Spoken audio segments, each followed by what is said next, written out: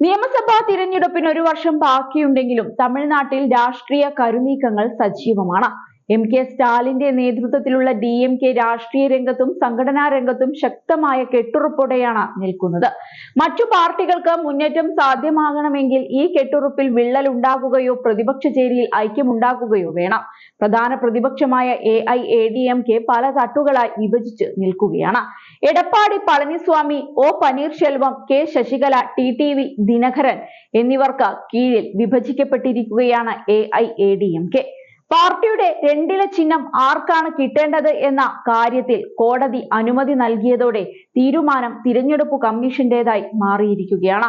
രണ്ട് സമുദായങ്ങൾ തമ്മിലുള്ള വടംവലിയും AIADMKയിലുണ്ട്. പനീർശെൽവം, ശശികല, ദിനകരൻ എന്നിവരെല്ലാം തേവർ സമുദായത്തിൽ നിന്നുള്ളവരാണ്. എന്നാൽ എടപ്പാടി പളനിസ്വാമിയാകട്ടെ ഗൗണ്ടർ സമുദായക്കാരനും. തേവർ സമുദായം കൂടെ നിന്ന വേളയിൽ തെക്കൻ തമിഴ്നാട് മൊത്തം AIADMKയുടെ നിയന്ത്രണത്തിലായിരുന്നു. ഗ്രൂപ്പ് പോര് കാരണം ഇവരുടെ വോട്ട് ഭിന്നിച്ചതാണ് DMKക്ക് അനുഗ്രഹമായത്. അതേസമയം ഗൗണ്ടർ സമുദായം AIADMKയെ നിയന്ത്രണത്തിലാക്കി എന്ന അഭിപ്രായം പാർട്ടിയിലെ തേവർ സമുദായ നേതാക്കൾക്കുണ്ട്. ഈ അവസരം മുതലെടുക്കാൻ BJP ശ്രമിച്ചേക്കുമെന്നാണ് പുതിയ വിലയിരുത്തൽ. മുതിർന്ന നേതാവ് KA സെങ്കോട്ടയ്യനെ മുന്നിൽ നിർത്തി എടപ്പാടിയെ ഒതുക്കാൻ AIADMKയിലെ ഒരു വിഭാഗം നടത്തുന്ന നീക്കം BJPയുടെ പിന്തുണയോടെയാണെന്നാണ് സൂചന. ഒരുമിച്ചു നിന്നാൽ പാർട്ടിയുടെ രണ്ടില ചിഹ്നം തേവർ സമുദായ നേതാക്കൾക്ക് കിട്ടിയേക്കും. BJPയുമായി സഹകരിക്കുന്നതിനും സഖ്യമുണ്ടാക്കുന്നതിനും ശശികലയ്ക്കും പനീർസെൽവത്തിനും എതിർപ്പില്ലെങ്കിലും എടപ്പാടി പളനിസ്വാമി ശക്തമായി തന്നെ എതിർക്കുന്നുണ്ട്. അതുകൊണ്ട് തന്നെ രണ്ടില ചിഹ്നം പനീർശെൽവം പക്ഷത്തിന് കിട്ടണമെന്നാണ് BJPയുടെ താല്പര്യം.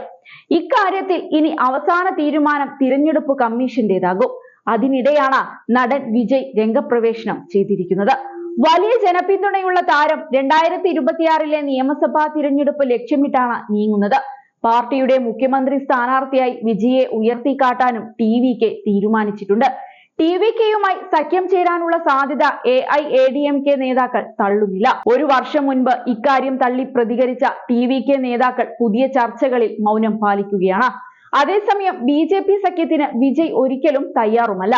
AIADMKയുമായി നേരത്തെ സഹകരിച്ചിട്ടുള്ള തിരഞ്ഞെടുപ്പ് തന്ത്രജ്ഞൻ പ്രശാന്ത് കിഷോർ കഴിഞ്ഞ ദിവസം വിജയുമായി ചർച്ച നടത്തിയിട്ടുണ്ട്. DMKയുടെ കെട്ടുറപ്പ് തകർക്കാൻ വിജയ് AIADMK സഖ്യത്തിന് BJP പരോക്ഷ പിന്തുണ നൽകിയേക്കും. AIADMKയിൽ എടപ്പാടി ദുർബലനായാൽ BJPക്ക് കൂടുതൽ ആശ്വാസവുമാകും. AIADMK BJP സഖ്യത്തിന് സാധ്യത തെളിയുകയും ചെയ്യും. ഈ വേളയിൽ ന്യൂനപക്ഷ ദളിത് വോട്ടുകൾ നഷ്ടമാകുമോ എന്ന ആശങ്ക AIADMKക്കുണ്ട്. ശശികലയ്ക്കെതിരായ കേന്ദ്ര അന്വേഷണ ഏജൻസികളുടെ അന്വേഷണം തുടരുന്നതും ഈ വേളയിൽ ചർച്ചയിലാണ്. AIADMKയുമായി സഖ്യം സാധ്യമായില്ലെങ്കിൽ AIADMK TVK സഖ്യത്തിന് പുറത്തു നിന്നുള്ള പിന്തുണ നൽകി BJP അവസരം കാത്തിരുന്നേക്കും. DMK തളർന്നാൽ മാത്രമേ BJPക്ക് തമിഴ് രാഷ്ട്രീയത്തിൽ ഇടിച്ചു കയറാൻ സാധിക്കൂ. അതുകൊണ്ട് തന്നെ BJPയുടെ അടുത്ത നീക്കമാണ് തമിഴ് രാഷ്ട്രീയത്തെ ഇളക്കിമറിക്കുക.